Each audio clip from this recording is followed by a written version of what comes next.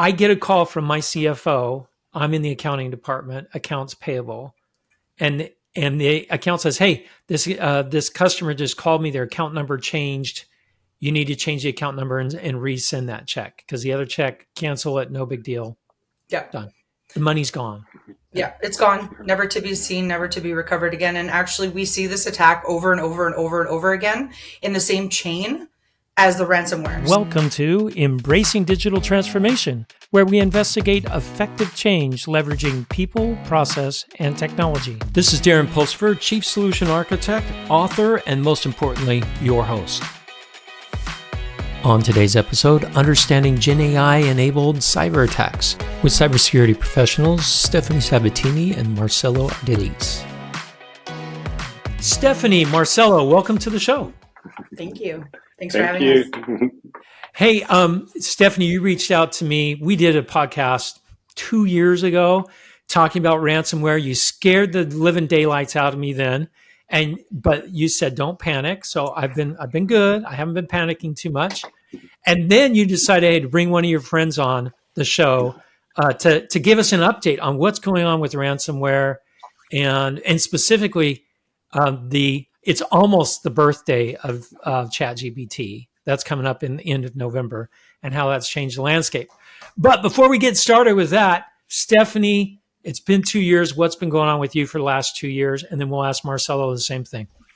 2 years has gone by extremely fast because there's so much that has changed. I'm thrilled to actually be here on your show again, representing Privateer Cybersecurity, which is my company. I'm the CEO and co-founder of Privateer. We are a global organization. We offer cybersecurity professional services to companies that are small, medium, large worldwide.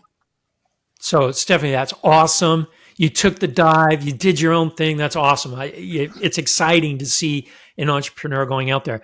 All right, Marcelo, what's your superhero backstory?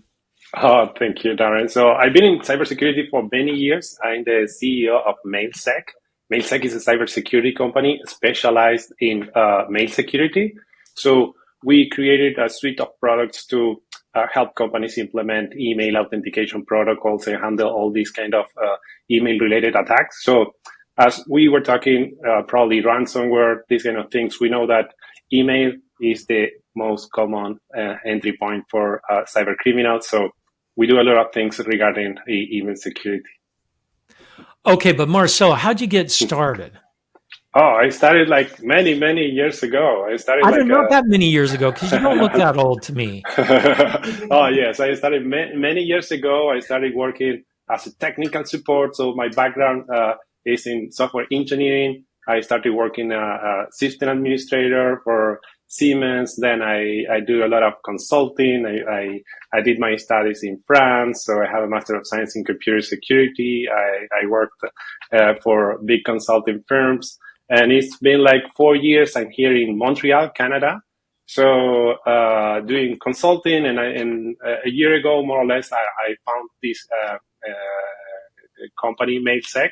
So and we are working hard on protecting companies from some attacks that we're going to show you later on that are affecting most companies around the world. So we have a demo about that.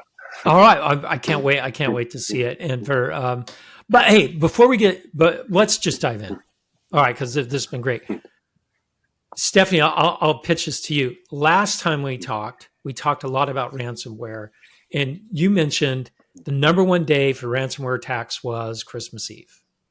Yeah, because attacks are emotional, right? When they do a ransomware attack, they learn everything they can about who they're going after, and they get personal. Right? I still remember that. That sunk really deep with me because that's scary. Has that still the same? Has it changed? You know, what's going on? The reaction. So yeah, ransomware attacks actually had their peak in history last year, with the highest number of successful attacks launched against companies, and also the cost driven up. So ransomware attacks have never been so prevalent and so expensive, which is why I thought it'd be a good time for us to chat about it, because AI is changing cybersecurity, and ransomware attacks are the most sophisticated they've ever been. Almost in some cases, the attacks leading up to the ransomware are kind of undetectable in some ways. So to show you kind of how easy and fast it is to build some of these attacks, we actually built a demo for you that we can show you today, which I'm pretty excited about. Oh, all right. Let's see it. So it's going to freak me out. Can Stephanie. let's just play the voice clip first, Marcelo. Yeah. Okay, perfect. So I'm going to play. Hi, Stephanie. It's Darren Pulsifer.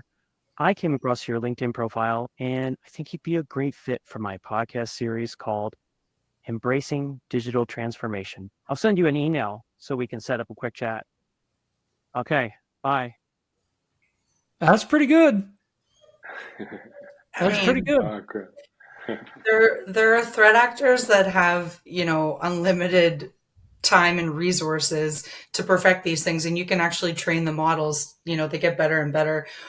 We had a fairly limited time and zero resources, so we used free platforms, and we're able to kind of generate a voice that sounded pretty similar to yours. No, it sounded pretty good. Maybe it wouldn't fool your wife, but if you called me, it would fool me. It sounds to me, to my ear, like a lot like you. So we basically used that and leverage some other AI stuff that we can show you, because so right now there's like the top 3 most prevalent sort of attacks using AI, right? And they all sort of go into that end goal of ransomware because it's the largest payout, so it's still very, very popular. And these are becoming more and more, let's say, successful because these front end attacks are really sophisticated and kind of, if I got that message from you, I wouldn't really question it. I'd be like, oh, okay.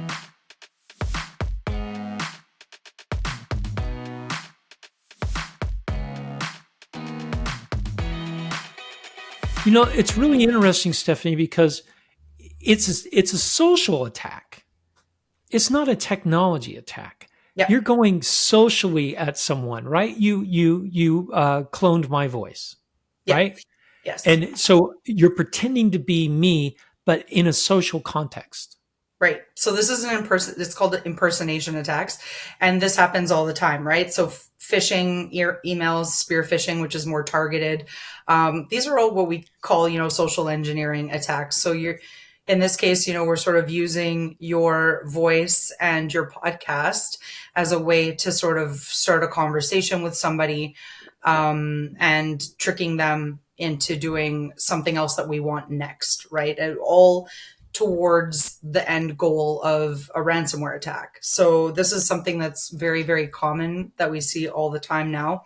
There's other AI-based attacks. People are using AI platforms to generate code for malware. So it can write you, code and things of that nature. So we went with the impersonation attack because it happens all the time. Another one we see is where they're applying pressure. So it'll be like the CFO of a company calling somebody in the finance department saying, change this account number because we need to issue a payment to this customer. It's already late and they need the payment, and they change their account number. So change it. But the account number is going to, a fraudulent bank account belonging to the threat actor. Wow. So what I just heard, I want to reiterate so people, really emphasize this. I get a call from my CFO. I'm in the accounting department, accounts payable, and the account says, "Hey, this customer just called me. Their account number changed. You need to change the account number and resend that check because the other check, cancel it. No big deal. Yeah, done. The money's gone. Yeah, it's gone, never to be seen, never to be recovered again. And actually, we see this attack over and over and over and over again in the same chain as the ransomware. So their end game is ransomware, but they're still going to try to siphon as much money as they can out of the organization. Okay, so never trust a voice. I mean, we'll get into the defense part later, but first I'm just going to scare you a little more. So, you're going to scare me more. Great. So we'll go in. I guess now we can show you the rest of the demo. So basically, we'll start the voice clip again, and we'll show you sort of where that type of thing could lead. Hi, Stephanie. It's Darren Pulsifer. I came across your LinkedIn profile, and I think you'd be a great fit for my podcast series called Embracing Digital Transformation. I'll send you an email so we can set up a quick chat. Okay, bye. So this is basically what we were saying. So cybercriminals are leveraging on artificial intelligence to perform their activities, right? And the voice cloning can be used like a voice message, a phone call, or something related to that. But the next steps, what we are going to see is how the attackers can exploit vulnerabilities that are affecting most companies around the world. And this is what you're going to see is basically we're going to take over your domain, so pulsifer.org, and the attacker is going to send a spoof email to a victim. So and the message will be basically, we are inviting you to our podcast, and then please select a Calendly spot on my calendar, and then install this tool that is going to be used for recording the podcast. Exactly. So and this message, yep. Sorry. So what we see here is the split screen. So one side is the attacker, the other side is the victim. So the victim would have been, well, in this case, I guess it's me because you hear in the voice recording, you call me, somebody calls me and says, come be a guest on my podcast. I'm going to send you an email.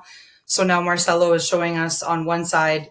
Marcelo, I guess you're the threat actor for this, for all intents and purposes. And then, so he's crafted his email here on one side, and he will take over your domain, Darren, for a moment. Yeah, exactly. So this is. You're going to tell me how to protect it later, right? Because, because everyone that listens to this podcast is now going to send emails out as me. Thanks, guys. The crazy thing is everybody listening is probably vulnerable to this as well. So this is kind of a very widespread, little known issue. So we're hoping to help a lot of people with this podcast, actually. Oh, great. Yeah, exactly. So all right, so you're going to send an email as me. This is going to be interesting. Exactly. So let's click. We can see this how is live. User... This is live right now. So he actually just sent it, and you can see it's being sent as you, Darren. Yeah. And this mail.com is really mail.com. This is not a fake mail.com. So these are, yes. Yeah. Oh, sorry about that. Yes, everything is real. So these are real accounts, and everything is happening in internet. So, and the message you see is the same address, and for the end user, it's impossible to identify if this email is coming from your domain, from you, or is coming from any other server. So here we are exploiting like a common vulnerability that are affecting most people around the world. And the user, what is going to do is just basically install the tool, the application, the podcast application, right? Yes, we can see that the email is coming from you, the podcast application. Then see, that's interesting because I've seen these sorts of things before where they'll change not the email address but the name. It'll say Darren Pulsifer, but it'll be info@amahacker.com or whatever. But you're actually, if I go and look at the real from address, it says Darren@pulsifer.org. Exactly. And this is the big difference because they are taking over your domain. This is basically happened because your domain is not protected with a protocol that is called DMARC. So we can talk about that. And but what we are seeing now is that the app was installed. So, and you see that there was no warning about the antivirus. There was no warning about the EDR because this fake application was created with AI, was created with ChatGPT. And basically what we did is say, okay, create an application that is going to show a podcast console. And then after a few minutes, show an authentication pop-up asking the credentials to the user. So we can see this fake application here is doing nothing. And the attacker on the left of the screen is just capturing there waiting. Whatever. Yeah. Exactly. So, and we can see that the victim is being requested the credentials. So I'm going to give them my Microsoft credentials or my Google credentials. Yeah. Exactly. So this is just a simple demonstration because we could have done something related to the web interface, like probably redirect the user to a fake URL, use the reverse proxy, capture the credential, capture the multi-factor authentication token. But what we wanted to show as well here is that how easy it is to using artificial intelligence to create a malicious software that is really difficult to identify by an antivirus or an EDR. And for the user, for the end user, it's going to be even more difficult because we are using even your email address. So that is like the big challenge. Yeah, that's the big one, right? I always check that one, right?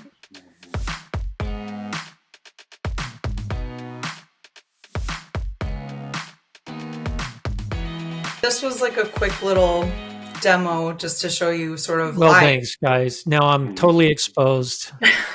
We'll make sure it gets fixed before this airs. Yes, you guys are going to talk me through this. How to?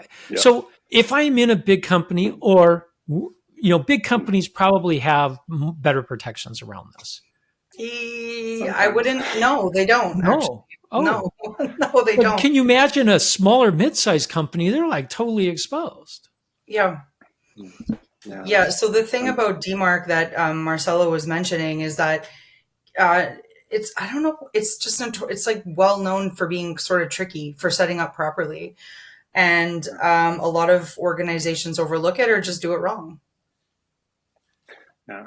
Yes, exactly. And this is the classic. So the topic was related to the podcast, but the classic thing that we are seeing a lot is we change our bank account. Please update your ERP with this new bank account. And they are like targeting, for example, companies and for the clients, partners. And it's really difficult to know if the email is coming from a legitimate address. So it's super effective for cybercriminals, unfortunately. Yeah, I could see that. Okay, so you showed me how AI generated an application, generated my voice. We know that there's deepfake video now too. That's available. I've even reported on my show of the FBI starting to really, and Interpol are getting more and more of these deepfake phone calls that are being turned in. How in the world am I going to combat this, guys? I mean, is it just no hope? Just stay off the internet? No, of course not. Okay. No. Right. So as we use AI we demonstrated using AI to sort of do the cyber criminal stuff. You can leverage AI to combat it as well. So 2 years ago, when you and I had a conversation about ransomware and what, the main things were to do to protect against it, I was like, guys, it's the same thing we've been talking about for decades. Yeah, the basics, right? Yeah. So today I'm here to tell you there's a couple of new things you need to consider. Okay. So, I mean, there's let's not overlook the basics though. The basics, good security, housekeeping. Just basic security hygiene, right? I mean, yes, we want to do the vulnerability management. I hammered on that last time. We want to make sure patching is happening. People are still changing their passwords, although that's even being debated right now. Multi-factor authentication. Of course, there's bypasses, but you should still use it. Like all of these things create layers for defense in depth, right? The first thing gets bypassed, there's a second thing, and so on and so forth. In your case, Darren, because you have a podcast or, you're visible on the internet. So anybody who's like, let's say in the C-suite or maybe has like, I don't know, administrative credentials or is highly visible, whenever they post content, they can use digital watermarking. So that technology is getting better. They're using blockchain technology for that now. And that's a way to authenticate your material. However, people need to also look for that. So you can watermark it, but if people aren't looking for the watermark, the authenticity, they're not going to know. But there are advanced sort of AI platforms and products like, to help do the threat intelligence, for example. So now you can, if you are somebody who's prominent either in your organization, politically, socially, if you're out there, which most people have quite a large digital footprint, you can proactively do like attack surface management for yourself by using threat intelligence. threat hunting, things of that nature. And these are all now, being sort of, it's a lot of sort of like looking for it's like behavioral and analytics and patterns and things of that nature. AI, is brilliant for that. So things can be monitored and tracked for you and your likeness. Of course, hardening and configuration management are a big deal. Marcelo, I don't know if you wanted to mention the email. Yes. Of course. Yes, email related things that implementing these protocols, implementing the email authentication protocols, implementing DMARC, making sure that the receivers, they have the possibility of validate how who is sending the message. And we have that. We have as well the user awareness training. So because it's something that users have to be aware that this kind of attacks exist. And even sometimes we can validate the domain. We should have, like, with DMARC, we want to have a visibility of how our domain is being used, if there is any vulnerability and so on, if someone tried to impersonate your domain.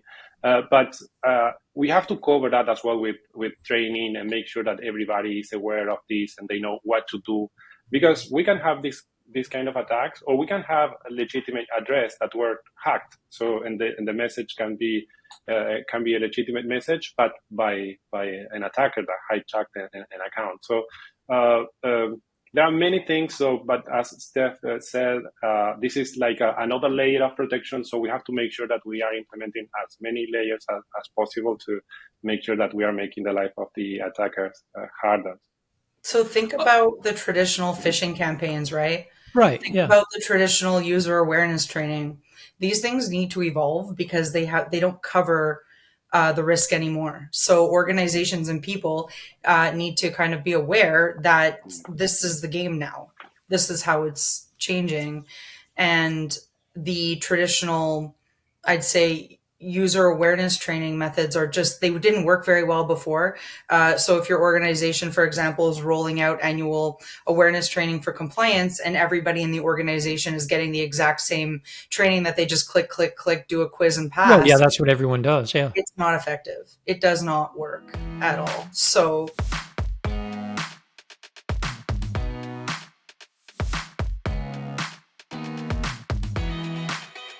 So what would your approach be then? To scare them, like you guys scared me? I mean, I don't think fear mongering is ever a good thing, but show them a video. Like the organization should have tailored videos, showing them maybe like an AI generated message from their CEO.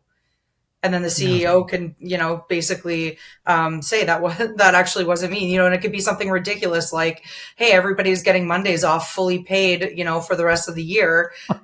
Kind of grab them. That's more effective. That'll grab them. Yeah. Bummer. It was a scam. Yeah. But the training needs to evolve to follow the evolving threats and the things that are happening, So I know in some organizations, in mine at Intel, they send out phishing attacks, internal, to see who bites. And if you bite, then you have to take training. If you don't, and you report it as a phishing attack, then you're good. You're good to go. But they send them out periodically, and they've gotten really sophisticated. For example, our stock options were coming due. So guess what the phishing attack was all about? It was all about logging in to check out your latest, stock options that were coming up. Yeah, that works. However, there's a few little pitfalls there that organizations tend to fall into. Like, you can't send it to everybody in the same department on the same day. No, and they don't. You need to stagger it.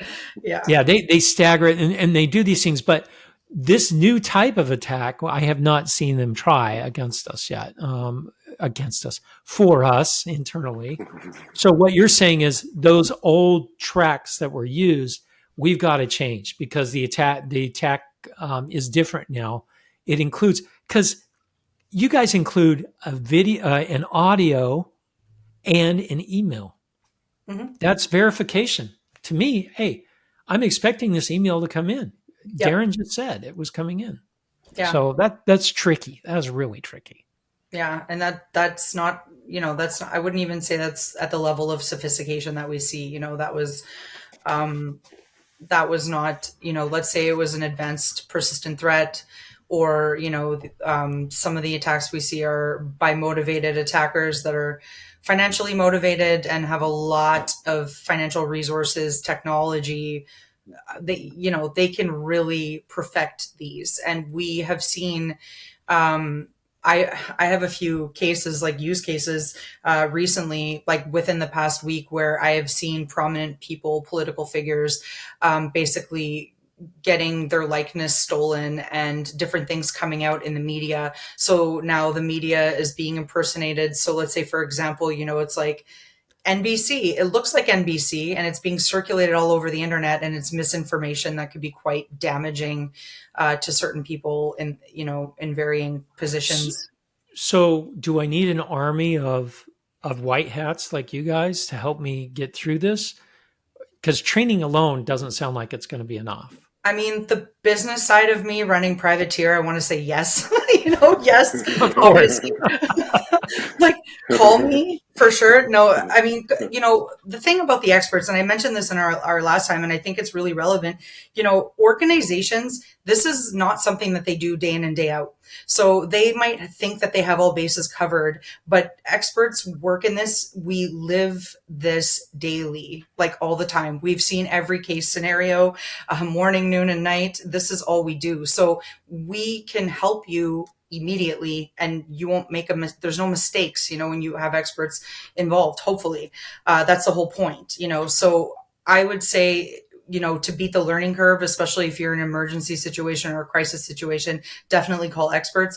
Otherwise, there's lots of resources readily available online. If you're not thinking about these threats, you should start now. And if you don't have the means to, let's say, hire an expert or an outside company, then, you can do your research, and the basics still apply. The fundamental basics still apply, but you have to start thinking in terms of, authenticity. So when if you're, computing out in the world, if you see something that looks a little odd, I didn't know this person died, or I didn't know this person was giving away all this money, or whatever, whatever it may be, think about it.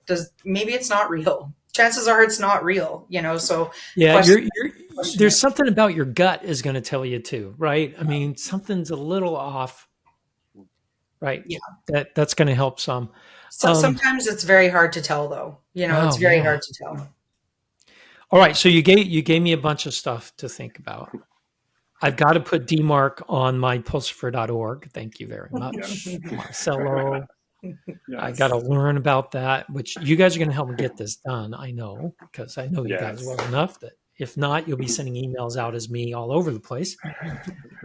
So if people want to find out more and they need help, they reach out to privateer.com. Is that right, Stephanie, for you?